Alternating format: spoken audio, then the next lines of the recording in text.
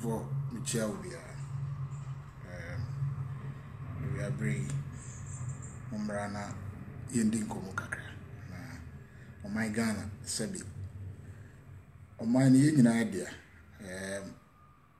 Would be and do or mine and see will be. Intino, say be bar. I see in our tenancy. Na yeka na o mine ye yede. It me 2 years. Intimate now, my mo and my name may be in Coso. I a better so. Ama enyamano akọ enim sa me no ba bi din komo kakra about issue bi a ekọ so eno na me no ba bi di ho enkomo kakra nti me srew na to wase ma me na yendi nkomo na me wie nso a okọ me YouTube a Nyaku TV e honzo pa mo cho ya mo ko subscribe ma me na Idumedi no enkwenim. Me ba be din komo kakra. It's all about politics. E be din komo. Na enyama bi koso Ghana yentimi hwe ema politics ntino. Ebi no mu enye enyama omope. Efise ya ye enyama bi o Ghana sama. Ebi no mu edin seven kwase asem in the name of politics. But yentimi hwe manen koso. Ntino we have to say ye be sanitize we no na politics aye no. It will be based on ideas and issues. Enkonko ye say sebi ye damaging crofo in the name say ye pese ye baban mu nti. Na sebi o man nsu din mu no. Esan say ye pese ye baban mu no. Ni ye de say o man ni din.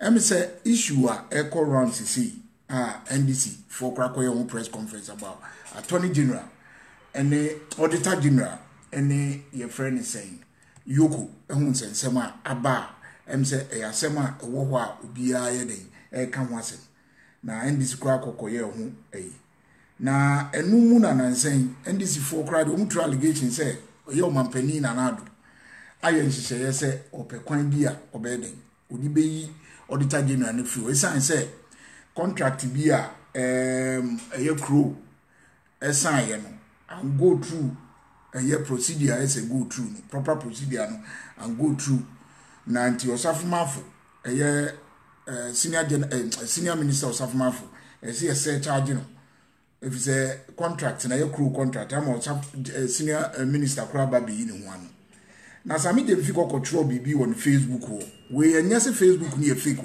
on one Facebook o e na control ye no wo de letter bi e kan ho say letter no e free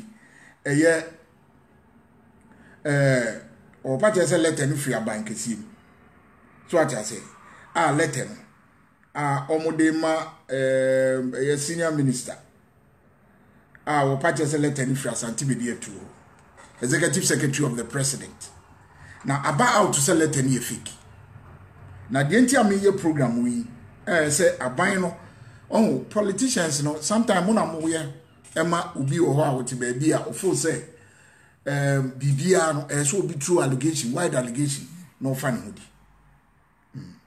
me pacho me froze here why me fro back here mahunti no ema ebinumu eteki advantage edi yede edi di 77 ne nkwasasem Ghana na letter na aba out Sabi executive secretary of the president no one show letter no letter na purported to be from a executive secretary no enya ono natural letter ne say sabi or show letter no in his own capacity letter na sami dem fidi beto no won o pa chese letter no if executive secretary about out to say executive secretary ni say on utter and say on issue any statement about a letter bia it letter ni fake na se letter ni fake dia ya ban mu na sami gemfia kofa letter no dia babeto me ni wo ka say sami gemfia delete post na free ni Facebook o but so lucky no people took screenshot of the post and a letter no they took screenshot of it he can't come and deny say any no and among some of the media houses have already said omafa ni post no with the letter attached and oma post. It is a letter near faker. And yes, a buying and money. I'm calling for the arrest of Sami Demfi for posting fake things, fake letter. So what I say, we a crime, a criminal offense.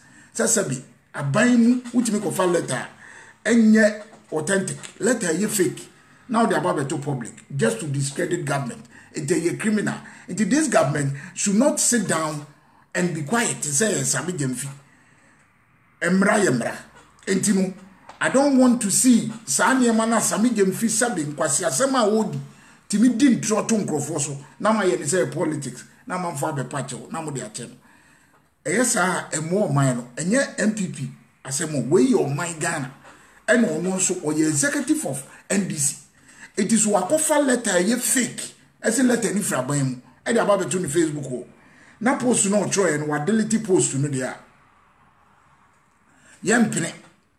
I'm calling on the institutions of Ghana. Say we no kra no mampani and I say enye Flax House and say be logic complain. The IGP BNI any mo ambo ho nyina no. We it borders on security. If it's a wontimi nkofa letter, who say free, uso abankesim. Enfama meto. This is the letter. Letter ni say fake. One say fake ni kraboso. Letter na Sami Jemfi ko to no ni. Say letter ni fake. So if the letter is fake there, so I'm calling on the security agencies of Ghana say, yentimi entina Ghana. Emme binum obi anchen obi o Ghana. No one is powerful than anyone. Memeti min kofa fake thing. Emme ye obi. So at I say me ye fake thing I say mra ni me di kroma yete no. You can't just say obe sorry, say umpa ban na say. Na makofa bibi ye fake di aba beto Facebook. I say ban no na ye. Kroma ye be me one time. I'll be arrested one time. You bet me and found in power. Well, ain't you know, me catch a bang say letter now was say for the got in the war, what delete, but so lucky we took a screenshot of what he posted on his Facebook wall. What delete the post on Facebook wall no about or say letter any free. A year also letter no about how to say executive secretary issue any letter.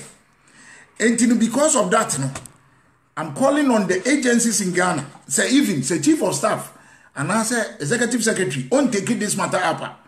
We a concern of the government, concern of the country, no concern, borders on security issue. And yes, be as I'm call it to serve as a deterrent. What do you mean of a fake idea? And from my Facebook wall and Kase if you are didn't free. And Nuntino, I'm calling on the police. Say, o mine will be am room ramso, Sami Jemfi room raso. Entino, my some watching no tremo baby a letter no okonya free. You have to arrest him and let him show you people where he got this letter from. Baby onya letter ni free no. Yeah, some tremo. Muchina on che baby onya free. Want to be anya mun prosecute no. Say fine, I'm fine no. That is how it is. And yes, our mind young quanim. Yet to mean traho, and may binumo sabi. And yes, I have a poor mine. If we allow this in the name of politics, oh, and yes, politicians there, a binum say, Dabi. Yes, I have a poor mine. Some of them didn't try to conform breso, more than a quarter. Nama fetchre, apart from Napodia, minim senudia court assem. They come in ano. We didn't try to so anoma facho where their politics say. Namo dia cheno e ho dia mini problem but we die e government asem what do you mean of a fake letter emfa ma meto ho say communication of NDC udi begu aban ni mas letter no executive secretary entro letter bia anti letter no ba bia okonya letter any crest ne stamp no ba bia okonya sa stamp no fake stamp the ball letter no so except police chi no because this borders on the security.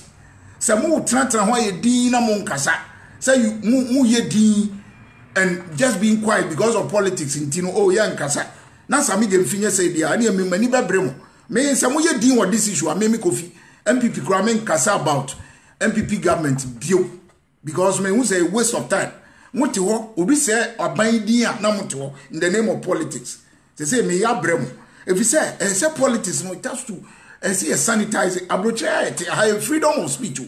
But you can't just want to me sorry, me Holland, I mean program most of them are cheap, but I'm Holland. So me can Holland asem.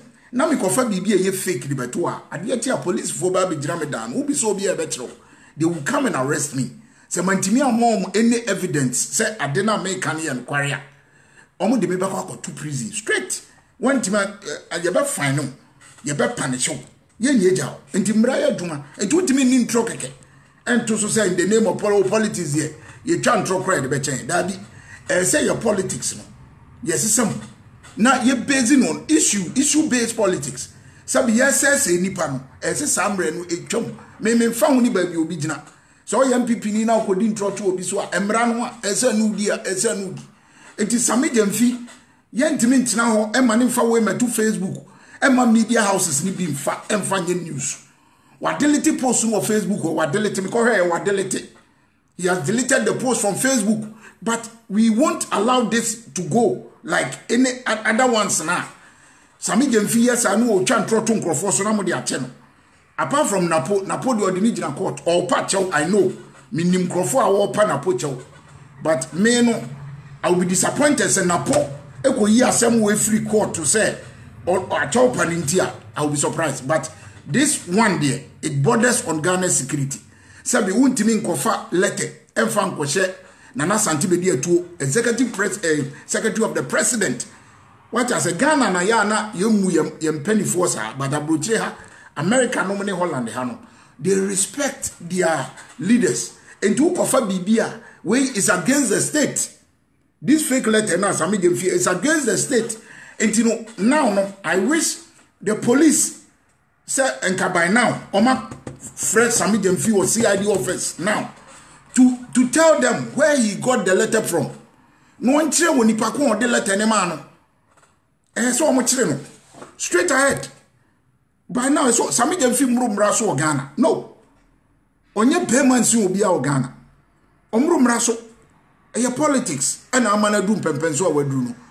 Entino emra na yede adwuma kabima ni nka bi no enemra what I say country bia move forward our democracy no emra na yede adwuma hwe yete kroma Holland ha obi ko tro bibi fa ohima ene ohene ene ne yehu efansa asesem bi wo emsa Argentina journalist na anya no hwehwemu yi ene ko tro asem ne keke wo tro asem no asem ne ba ye pe journalist ne license ko withdraw ye sign punish no sanction e wo kroma ha as freedom of speech, but any freedom of speech inti now go throw bibia keke afa prime minister otia opa koko sa asemu ya Sami Gemfi aye no say Holland and America nka by now nka police and security we no ewo enti no MPP we kra nya MPP asem ka MPP a we na fine people we fa ban o man Ghana ho. This has nothing to do even about MPP we kra dem fine MPP ho. It's about the government of Ghana.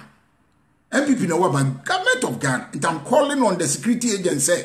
So let away now what deleted from the Facebook one. Let her now say free flash house now. Upper out to say. Let it be free flash house on call minister be out.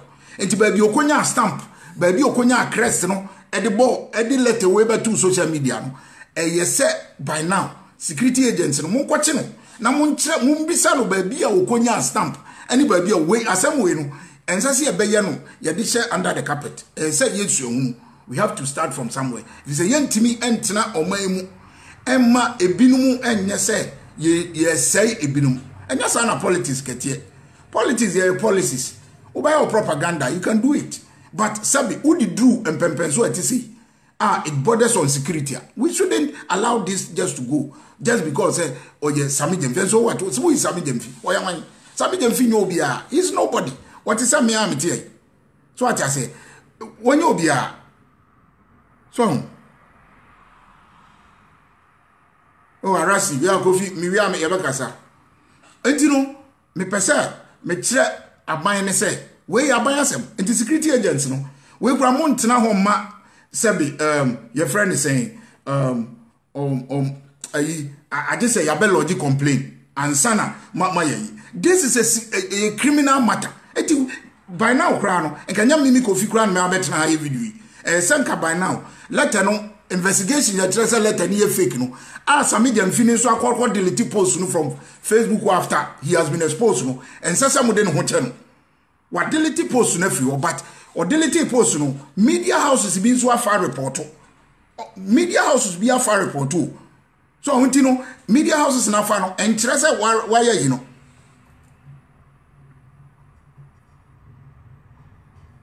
yeah Mr. Martin thank you they say we adwuma we yenti so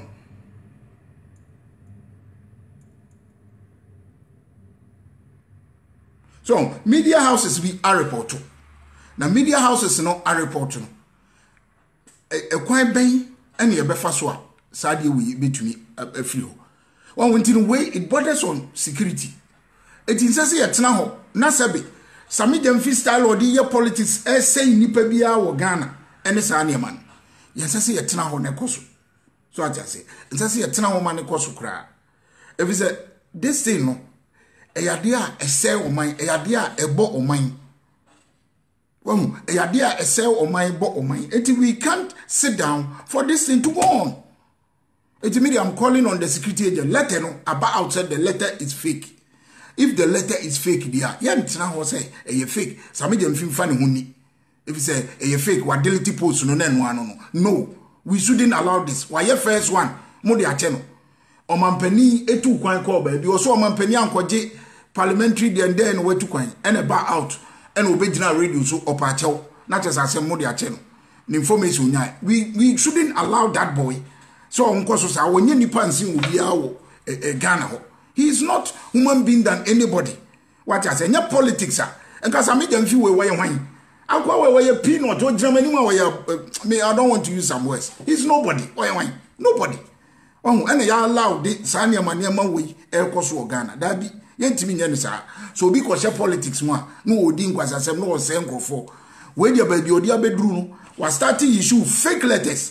And odi making a yen tena ho as Ghanaians and hwe sa ne mai say yes ye timi set as an example obi ye biewo a me obi a obeye sa ne mai say aban bi wo so say wo pa ban no umpa ban no uko issue bibi ye fake say emra nudi uko issue bibi e fa ban ho we dey from the flags house the seat of government and wakofa letter ni fake. We can't allow this to go on. The police, now I'm calling on the police. Me ankasame logic complain with Ghana police with the evidence, the letter and the screenshot of the Facebook. Me ame the bell logic complain to police. Ukom website. Me I will lodge complain. Say me Ghana ni and I'm logic complain about this. They have to do something. When ya sabi flash fast for crown is on bell logic complain. Me ankasa. Now asem we know if this matter woman taking it up. Men worry me who crank can send you because yam share massa medium fi we sa kwa we o make impact on any lives e wo Ghana MAS anima we yam share eti me da mo se